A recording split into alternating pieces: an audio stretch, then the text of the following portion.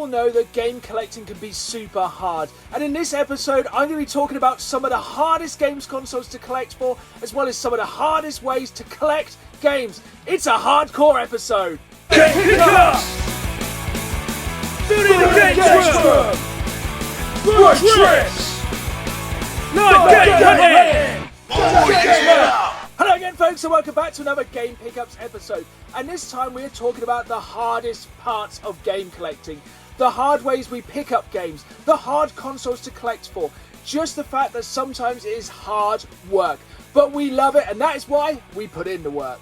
If you enjoyed this video, please hit the like button and please subscribe. So I put new videos out every Saturday live at 5, as well as bonus content like this video throughout the week. So hit that like button and don't miss a video. Now, on to the pickups. We are going in hard with this first pickup. This is an absolutely amazing Facebook Marketplace deal. Sometimes it does feel like you're never going to have any luck on Facebook Marketplace. You're never quick enough, but this time I was quick enough and picked up this absolutely awesome bundle of Xbox One games for just £15. These were up for £2 each, but here's the thing. Sometimes it's just best to say you'll take everything, because people are more likely to sell if you'll take all the games at once. So these games were £2 each. I picked up the entire bundle for £15. Trust me, there's a lot of value here. Let's get into these games then. So first off, we have Battlefield 1.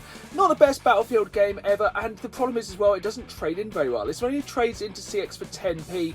I already have this one in the collection, so I'll probably just take this one to the charity shop or put it into my trade pile. So if you haven't seen my other videos, I'm going for a complete PlayStation 1 Platinum collection, and I always have games available to trade. So if you have Platinum PS1 games, get in touch, let's make a trade. Anyway, on to the pickups. Next up we have Anthem. Again, another game I already have in the collection. This one again only trades in for 10p, so I'll probably take this one to the charity shop.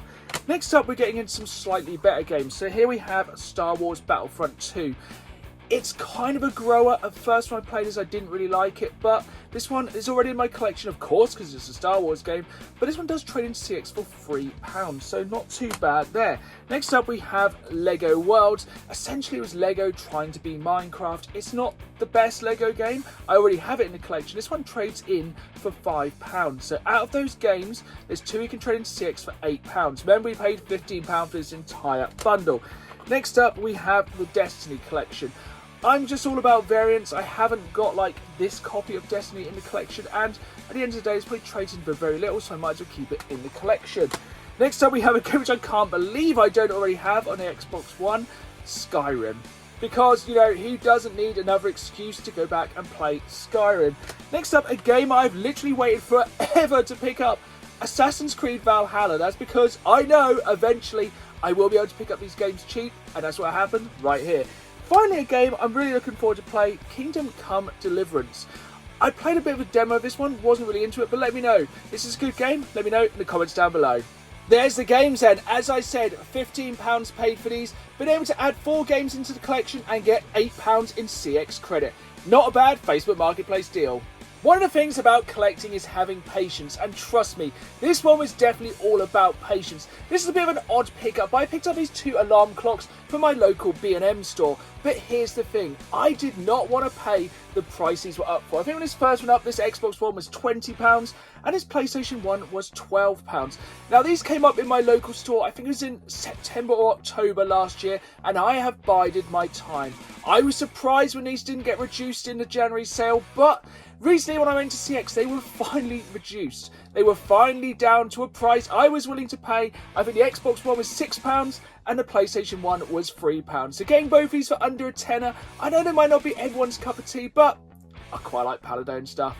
Sega Saturn for me is one of the harder consoles to collect for. I don't know what it is about it. I don't think it sold a ton of games, and the games mainly come in cardboard cases which are easily damaged. So I had to pick this game up when I saw it in a brand new game store, Omega's Emporium in Attleborough. I recently went there before it opened to the public in search of platinum games and to kind of put a spotlight on a brand new retro game store in my area. But I had to pick up this copy of Alien Trilogy for the Sega Saturn because this is in absolutely amazing condition. And the thing is, these games are so hard to keep nice. And this is like perfect. It has all the brochures inside. Of course, it has the manual inside, which is again in absolutely amazing condition. I love that X-Men advertising on the back. And the thing is, the Sega Saturn is a very difficult console to collect for because these game cases just get wrecked. So when I saw this for £10 in Omega's Emporium, I had to grab it.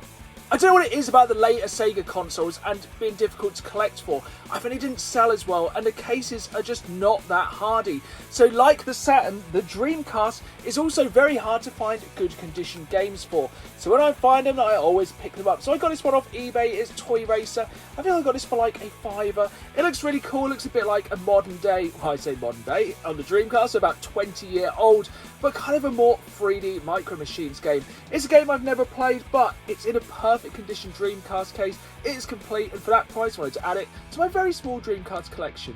As I said, it is hard to find games for the Dreamcast in good condition, but I've actually had a bit of luck recently in CX. So, if you saw a car boot video I did recently, I picked up an absolute stack of DVDs and I took them and traded them into CX to pick up some retro games. And I managed to pick up 2 games I've been after for a long while. The first of which is MDK2. So one of my wife's very favourite games on the original PlayStation was MDK, and I didn't really kind of realise it was a second game in this very small series. So when I saw this in CX for just £12 complete and in really good condition, I definitely wanted to pick it up. The second game is one of my very favourite games, not just in the Dreamcast, but also in the arcades, House of the Dead 2. This one is definitely going up in value, but I had to add this to the collection. Like late last year at OL 22, one of my friends' PS2 Ready Games actually donated me a light gun for the Dreamcast, and it's taken me this long to find a decent boxed copy of this game. But let me know down in the comments down below, what is your favourite House of the Dead game and why is it House of the Dead 2? But when it comes to obscure Sega collecting, there is only one console that can win that battle, the Mega CD. One of the most difficult consoles that I have chosen to collect for. It is a pain just to find the games, let alone to find them in good condition, complete. It's a nightmare to collect for, but I am a glutton for punishment and I am slowly building my Mega CD collection, even if I don't actually have a Mega CD console. But this time I picked up 3 games. We've got Microcosm. Now I literally know nothing about this game, and this is some of the most annoying casing to get in like good condition, but I think these are beautiful. I love these big box Mega CD games. I think I actually prefer these to the CD cases, but I think a lot of the American games are released like this, but does anyone else know? I have very little knowledge of the Mega CD. Do you know why some games are released in these big boxes, while some games, such as Echo the Dolphin, are released in these smaller kind of double CD cases? And for a lot of these games, I don't even understand why they're released in these double CD cases. Most of them only have 1 disc, but I digress. These games are very hard to pick up, but one of the biggest Mega CD games I needed to have in my collection was the absolute classic Night Trap. If you have not played this game, it is a trip. It is mad. It is from the time when FMV was still in its virginity, and this game is weird. It's hard to play nowadays. I'm actually still waiting for my PlayStation 5, yes, PlayStation 5 version of this game to come from Limited Run, but this will probably be the very first Mega CD game I've ever played when I finally get a Mega CD console. PlayStation are also guilty of packaging some of their games in really annoying boxes. The big box games that have multiple discs are so prone to breaking, so when I saw this game in CX in fantastic condition, I had to pick it up. Fear Effect Retro Helix. This is one of my favourite games on the PlayStation 1, but this can be a real pain to pick up because it has to have all of the discs in here as well as the instruction manual. So if you don't lose the instruction manual over time, these boxes are super flimsy. Now I know one way to get around this is just picking up one of these kind of double CD cases from a charity shop. Trust me, they're exactly the same, but these cases are super flimsy and to find it in a great condition is kind of rare. Game collecting is hard because it's such a strange hobby. Some of the things that we choose to add into our collections are always very weird, such as this boxed copy of Pokemon Silver. By box, I mean this was a download code only. Literally the only thing that was in this box was this download code, which of course has been redeemed, but I just love Nintendo Cardboard, and just be able to pick this up. If I tried to pick up an actual copy of Pokemon Silver, it would cost me an arm and a leg. I think I picked up just this box alone on eBay for £10, but it just goes to show, we love collecting, and game collecting is hard. Our final pickups this time are for the PlayStation 5. A hard console to collect for because firstly, it took me ages to find an actual PlayStation 5 console because they were so hard to find. But secondly, it's hard to collect for because when these games first come out, they can be super expensive. We all know game collecting can be hard and expensive, but the thing is, because I have a slight backlog in games I want to play, I will wait for a lot of these games to come down in value. First game I picked up this time is Jedi Fallen Order. That's because I'm super excited for the next game in this franchise to come out, so I wanted to go back and play this game in probably the best way to play it, the PlayStation 5. This is an absolutely amazing Star Wars game. It's like Dark Souls Star Wars, but it's not as hard as Dark Souls. But it's very good. If you enjoy Star Wars or Dark Souls, I'd definitely recommend picking this one up. These next 3 games I picked up in a bundle for £40 from eBay.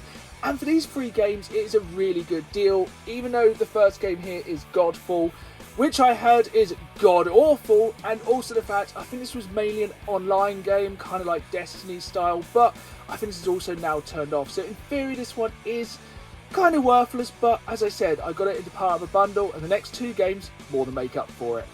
Ratchet & Clank A Rift Apart. This is one of the games I am most looking forward to playing on the PlayStation 5.